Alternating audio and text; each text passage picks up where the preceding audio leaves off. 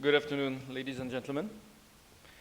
Well, you have seen this morning you had a presentation on the zone AOA, and now just now you had a presentation on Africa and Middle East. So as I will not comment too much when there are overlaps and when there are things you have already seen, and I think the matter is known, and I will try to develop a bit more on what is specific to Central and West Africa.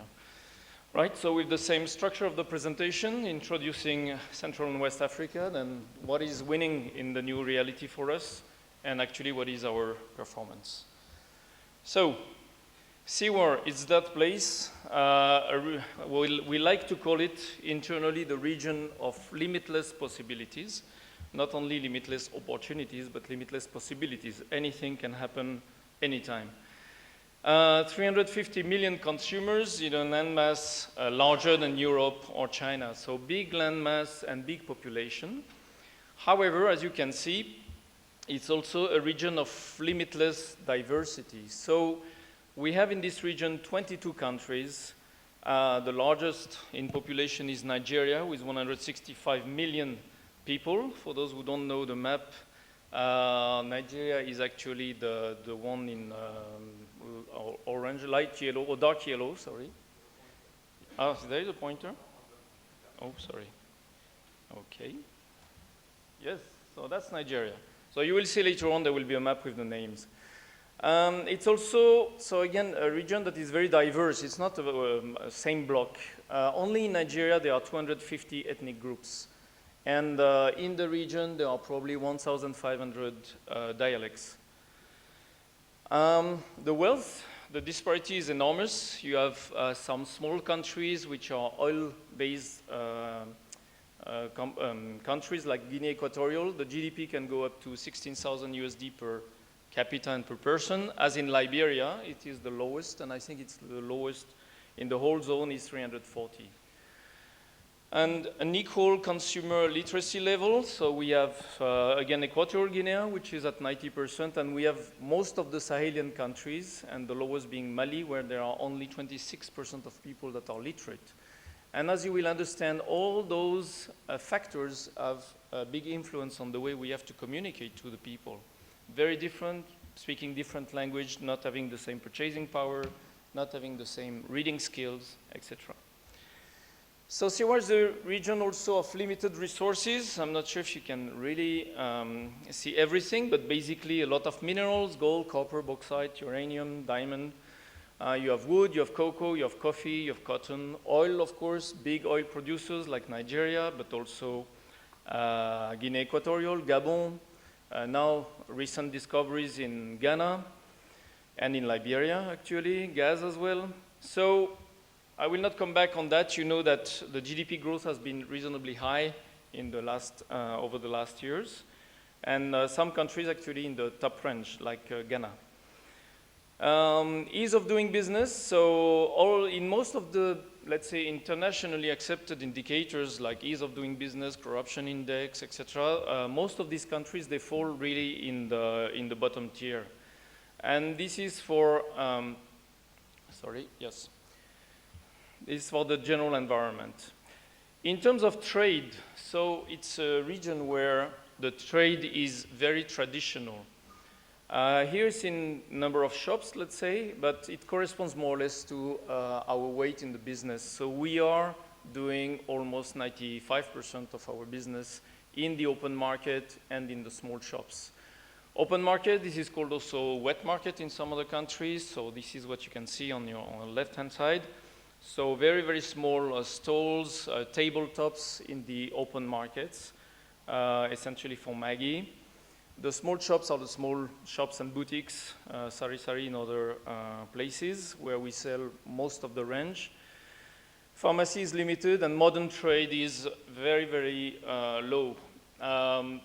What we call modern trade is actually more modernized trade, which is local supermarkets, local chains of superates. We don't have really international retailers. Few of them, ShopRite, have made some inroads, Casino in the French-speaking countries, but more or less very limited. I will not detail the obvious daily challenges because in our case we know how to live with those challenges and we are more interested with the opportunities than with the challenges. However, clearly there are daily challenges. We have challenges with the infrastructure, ports, airports, railways, you name it. With sometimes the tax, the judicial systems. Of course, you may know that there are sometimes some civil unrest, civil wars. Corruption is a big problem. It depends how you handle it. These 4 Maggie tablets are actually demonstrating that the counterfeits are actually getting better and better. So it was before quite easy to detect them. It's more and more difficult. And here, out of 4, there is 1 which is ours, and the 3 others are fake, are counterfeit. The last chart, it's maybe a bit difficult to read, but actually, ECOWAS is the western part of that region. It's supposedly a free trade zone. So normally there is a free circulation of goods in all these countries, the gray countries.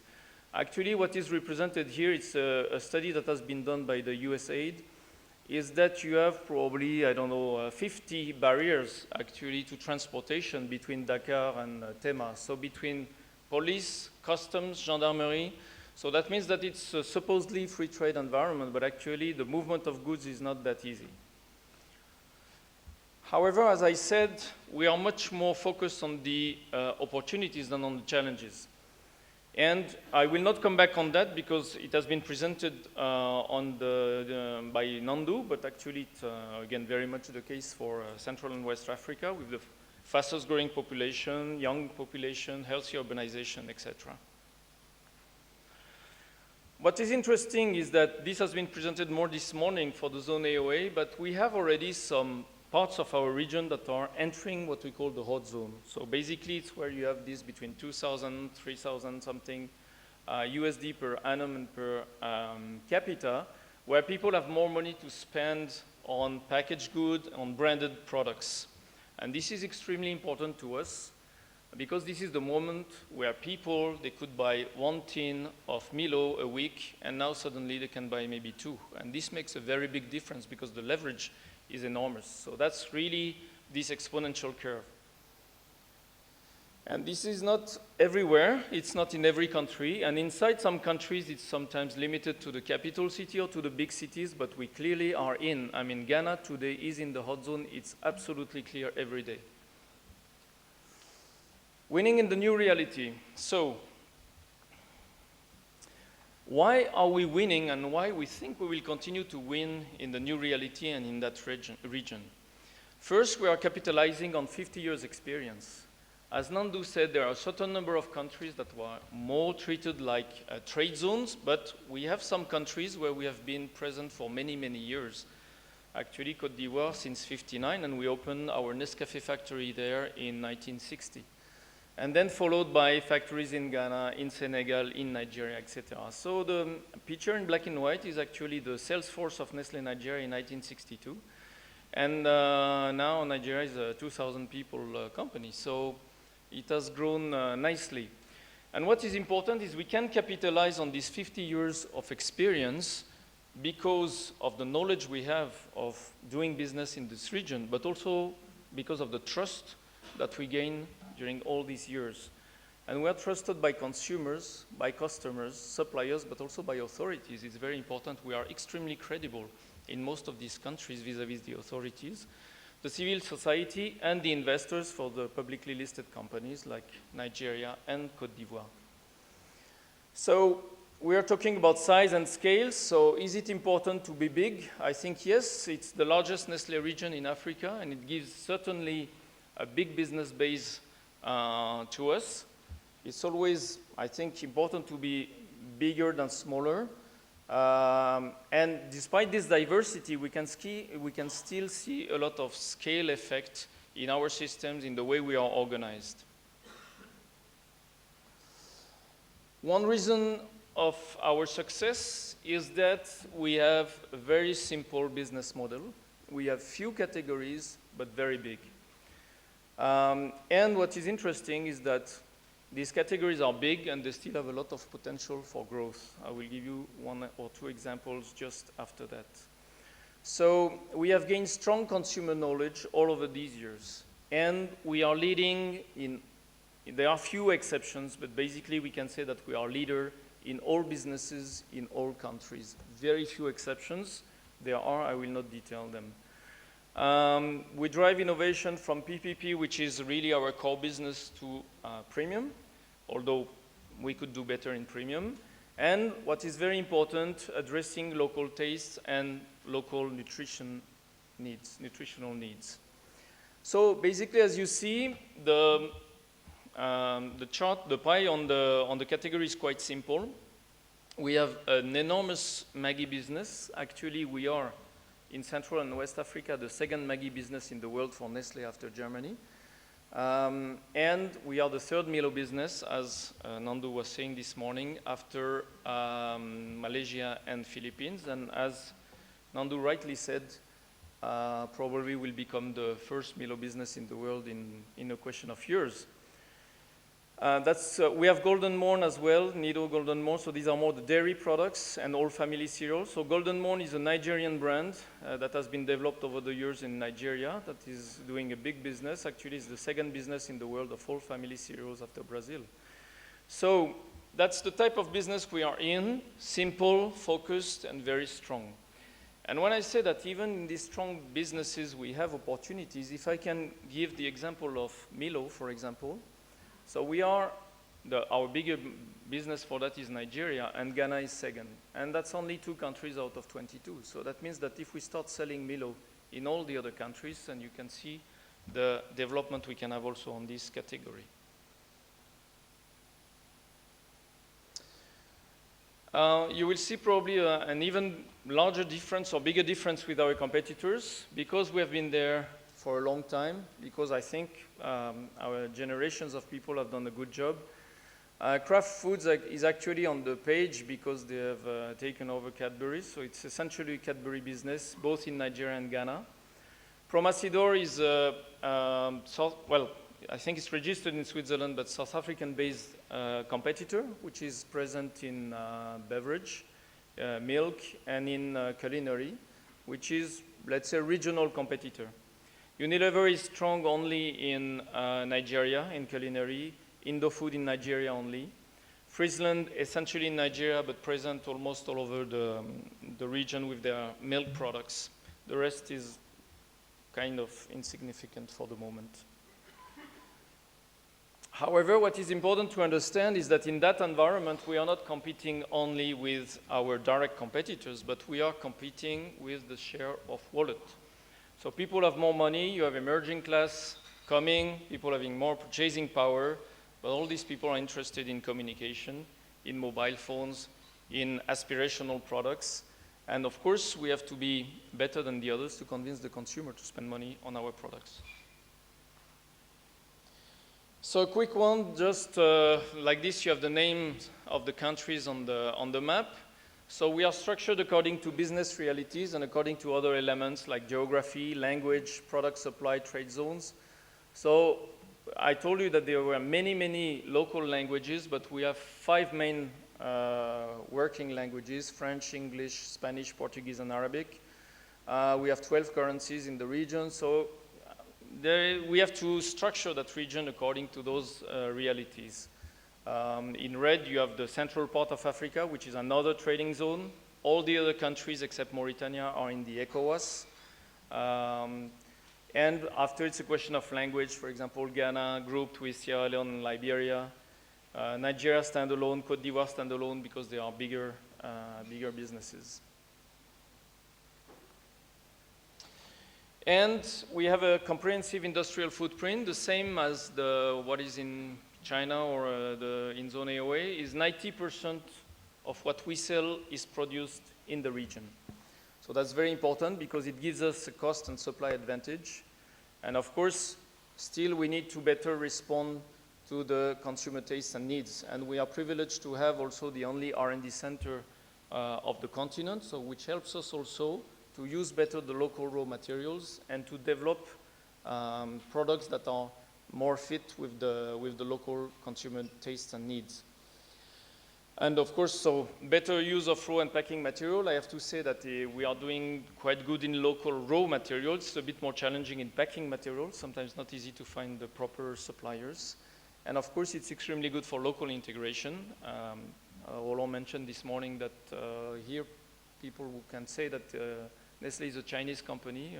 Clearly in Côte d'Ivoire, people will say it's an Ivorian company. And in Nigeria, Nestlé Nigeria, for the Nigerians, is a Nigerian company, that's for sure. So we are very much in the local context and locally integrated. We are also continuously investing in all areas of the business for many, many, many years, and we want to stay ahead always. So we have a continuous investment in our brands, assets, and people. An enormous work that has been done over the past 5 years is the expansion of the sales force. We have also dramatically multiplied the number of salespeople belonging to the distributors. So we have completely reorganized all our route to market and distributor management over the past years, and it has given very good results. We have more or less tripled the number of salespeople in 5 years, and we have tripled actually the number of outlets we are covering. And we want more and more to develop local sourcing to ensure future supply. When we were talking before about engaging with consumers, so of course, like in all regions, you will have the normal traditional media, TV, etc., print, but you have seen that we have this issue of language, we have this issue of understanding, literacy, etc. So the way to talk to our local consumers is a bit different, and that's why what I want to show you in a short film, it's just images, it's just that you understand how we interact with the consumers in that region. Please.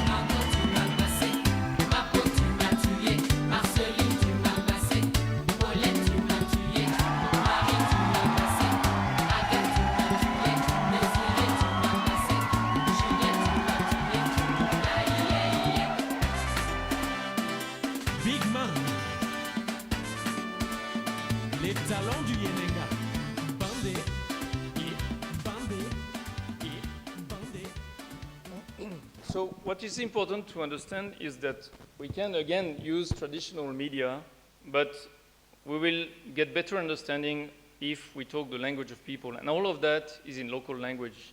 If you do that, in Mali, you will do that in Bambara. If you do that in Cameroon, you will talk the local language of Cameroon. So all the people who do that, they interact with the consumers directly in their own language. In Africa, people like fun, people like music, people like smile, people like storytelling. So it's a very good way to engage. And what is important to understand is that it's not only selling products, it's also talking about nutrition. So if I take the example of this Nescafe or hot air balloon, for example, we could have up to 200,000 people joining for the day when this hot air balloon was on air, actually, or in the air. And when we do that, we also explain where the coffee is coming from, what are the benefits of the coffee, we sample, we sell. So it's a kind of total package in terms of communication. And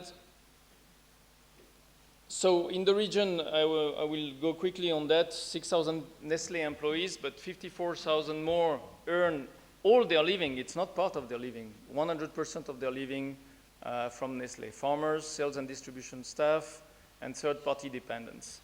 And in Africa, it is said that one salary makes the food for 10 persons. So that means maybe the impact is 10 times this one.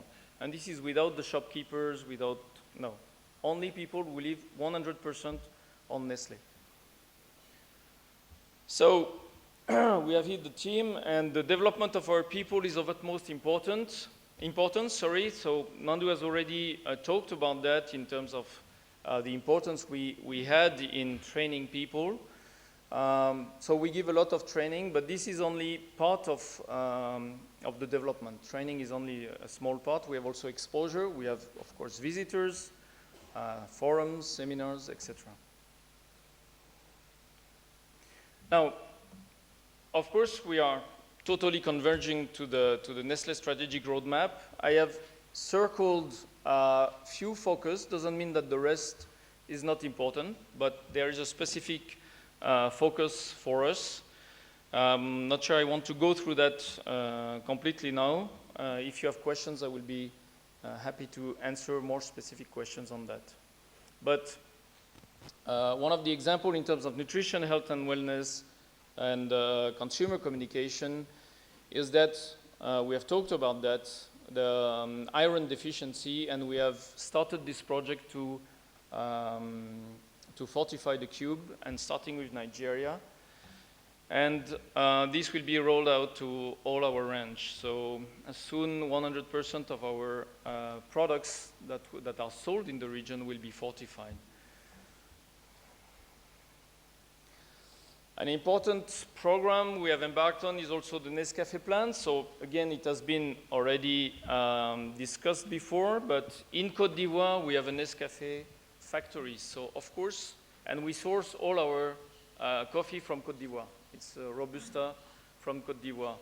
So of course, it's even more important to us that the crop is preserved in quality and quantity, which has not been the case over the past years. And in particular, many farmers abandoning the coffee production because it was not giving enough returns, enough money. So this way is to secure the coffee growing in Côte d'Ivoire, but it's also through better income to the farmers, better farming practices, and reducing the environmental footprint. You have seen few images of the type of Milo activities we are doing essentially in Ghana and Nigeria, because I said that it's essentially in these two countries that we are selling Milo. Just one example, we have a kind of basketball academy for schools, and we have 5,000 schools participating, not 5,000 people, 5,000 schools all over Nigeria participating to this basketball scholar championship. And most of the Nigerian players of the national team have gone through this school, and the most famous Nigerian player, which is playing in the NBA, has also gone through the Milo basketball school in Nigeria. So as I said before, we have these caravans and direct talks to the consumers, speaking their own language, going to them, going to the villages, going to the suburbs. And this is not only to sell product or to make promotions, it's also to speak about nutrition. and all the education on nutrition that is very important, in particular in a context where people are illiterate. So you have to find the right way to illustrate what you want to say. So you have to develop specific material that is very simple to understand. And okay, so I will not talk about Healthy Kids, but we are also part of the Healthy Kid programs. We are going to start soon what we call the WET project, Water Education for Teachers, that is also quite famous in the Nestlé Waters environment.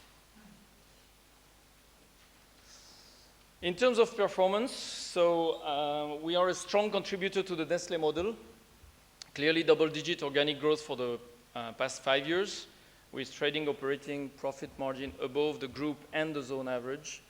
A lot of money has been invested in our region over the past 5 years, 600 million.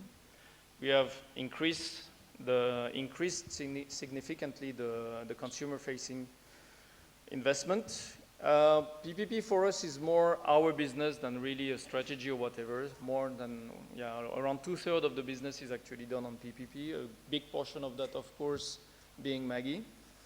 And the return on invested capital is above the group's average.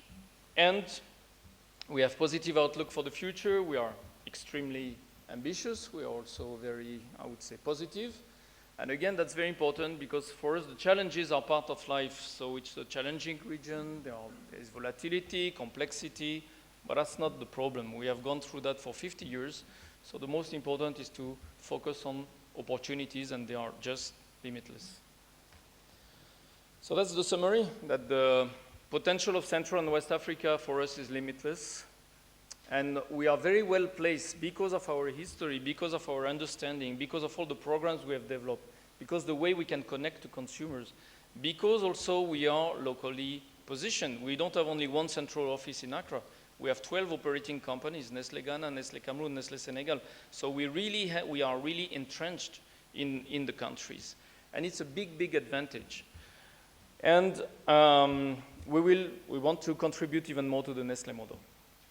So that's basically all for the presentation of Central and West Africa. And during this half an hour, we sold 3,125,000 cubes.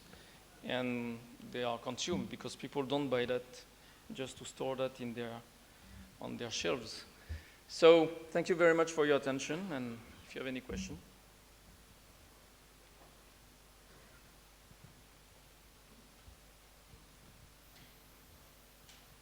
Yes, sir? At the back.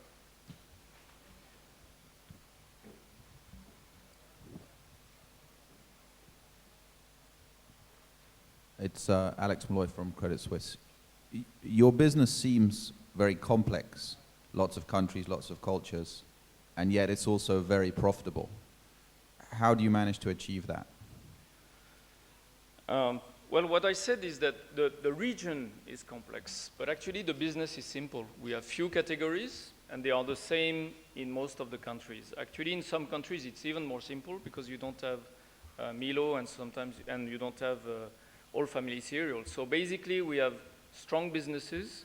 We are focused on what we are doing. We know the place. So the complexity comes from many external factors, but actually, from a business standpoint, we believe that it's actually quite simple.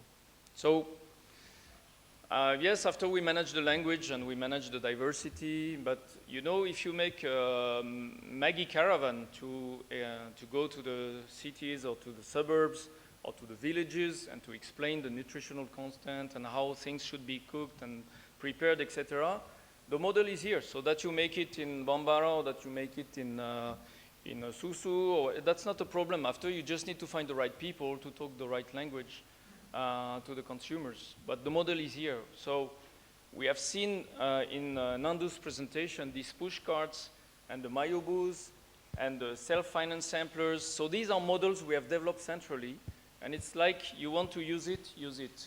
So that's the way it's working. You want to utilize push carts in Gabon, do it. It's like this that it's working.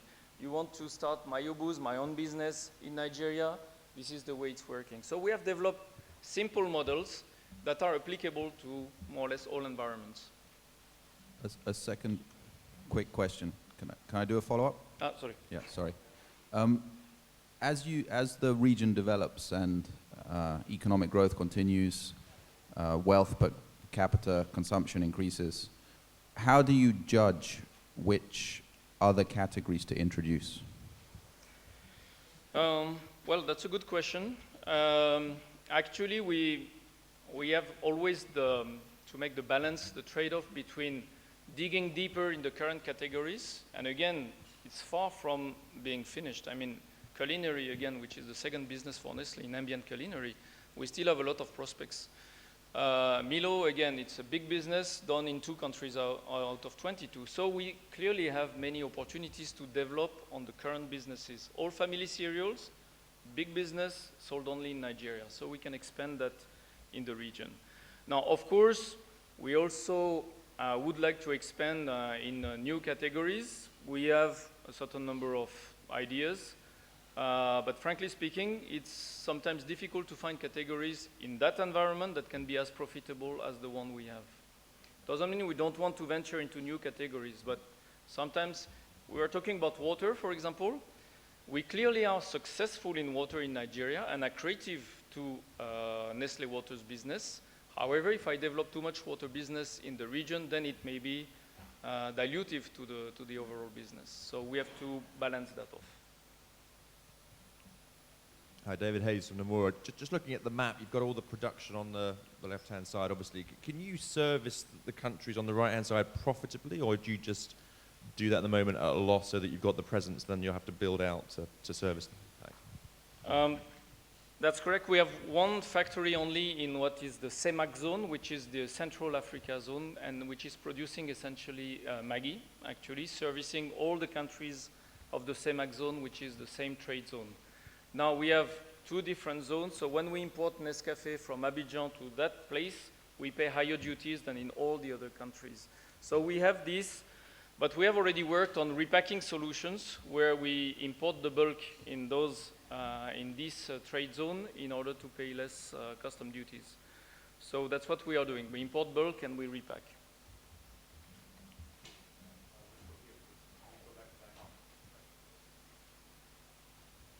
No, here first. Okay. Yep. Etienne, it seems your region's slightly unusual in that you're obviously responsible for some raw materials of the group which can't really come from anywhere else, or if they can, you're not geared up for it. How does that affect your job, your day-to-day job, compared to your contemporaries at Nestlé? The fact that, sorry, I couldn't catch it. Your region is responsible for a lot of raw materials for the group. How does that affect your job on a day-to-day basis compared to your contemporaries? Sorry, because when you started your sentence, Nandu was The Nescafe Plan and the Cocoa Plan, your involvement. How does Cocoa Plan.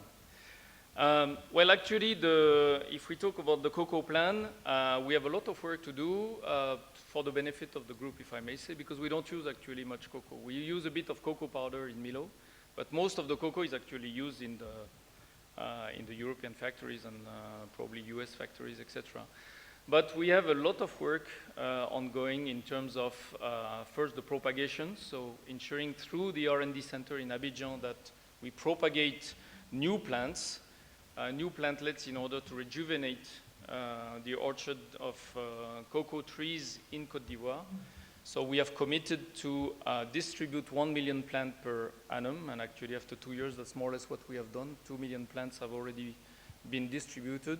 We also work on farming practices. We also work on improving the species in order to have better yields per hectare. So we clearly have a lot of work to do locally, but the cocoa plan is managed by the SBU, by the center actually. So we are more helping because we are a cocoa producing region, but actually we don't use cocoa much in Siwa. This is a good example of the Nestlé in the market concept that I spoke about earlier, where the market head really is the custodian of Nestlé in the market, and everything that happens, even if the activity is driven by center, he doesn't get any incentivization or remuneration linked to the amount of cocoa or the quality of cocoa we buy. But he does it because that entire region, he represents Nestlé. Next question, at the back, yes. Yep. Jeremy Richardson, First State Investments. The region you're managing used to be run by using an agency model, it seems 20 years ago, and I'm stunned. Parts of it. I'm slightly stunned that brands like Milo are only present in 2 out of 22 countries. Given the population growth and the land of opportunity that you're suggesting, does the Nestlé model of profitable growth help you or hinder you? Wouldn't unprofitable growth, playing a longer game, be more value accretive in due course? So do we want to have unprofitable growth? No. No, thank you. So we want to have only profitable growth. Actually, yes, we need to invest a lot, but we need to invest a lot where it makes sense. And actually, Milo is a good example of a very, very profitable business. So we want to continue to invest, and we want to continue to make money out of it. So no, we don't want to invest if it's not profitable. Actually, I will probably not be authorized to do that. But on top of that, we are doing a certain number of sacrifices. If, for example, we would launch a new category, probably this new category would not be as profitable for a certain number of years. But in the existing businesses, with high level of profitability, no, we don't want to go down. I mentioned it in the morning, one of our competitive advantages in the zone over the last 100 years, I spoke about the culture, I spoke about quality and trust. One of our key competitive advantages has been the financial discipline. We've never compromised on the delivery of the core financial model, never. Yeah, sorry. Xavier Croquez, Chevreux. Perhaps I missed it, but in terms of routes to market and salespeople, we were explained the general organization of Nestlé. The people in your team, do they sell Maggi, Milo, and Nido in one visit? And how does that really work? Or Okay. how do you do that? I mean, All right. do I sell Nido one on Monday and Milo on Tuesday, or how does that work? No, it's not this way. Well, I will try to make it simple because again, it's 22 countries, so you may have different scenario. But basically, first thing, what we want to implement, what we have implemented, is what we call a distributor model. So traditionally, it was more of a wholesaler model, and this was more a push mode. Now we want a pull mode, and the pull being the generating demand. So what it means basically is that we have set a certain number of distributors to cover the territory, and we work with these distributors. Now, there are basically two main aspects of the distribution, and most of the time with the same distributor, but not with the same sales force, is most of the boutique small shop products, Nescafe, Milo, Cerelac, etc. Then the distributor has its own sales force, and they go and visit the shops and they sell. So it's distributor, direct delivery to the shops. Most of the cases, they cannot handle everything, so they still go through wholesalers. So there is, in general, a 70-30%. 70% of the business done directly by the sales force of the distributor, and 30% done through the wholesalers. That's for, again, the small shops. For the Maggi, it's very specific. So people who sell Maggi, they don't sell the other products. So Maggi is really specific, and we have a specific route to market. And to make it simple, most of the time, we have the distributor that sells to a wholesaler that is in a certain area, in a certain suburb, that sells to a semi-wholesaler that is inside the market, and this semi-wholesaler inside the marketplace sells to the mammies, those who have the tabletops. So it's a bit longer, but we cannot go directly from the distributor to 60,000 mammies. This, we don't know how to do that. So there's a bit of more scales in the ladder, but it's actually quite effective. And it can be done by the same distributor, provided that these are two separate sales forces. You will not sell at the same place anyway, Maggi and Milo, for example.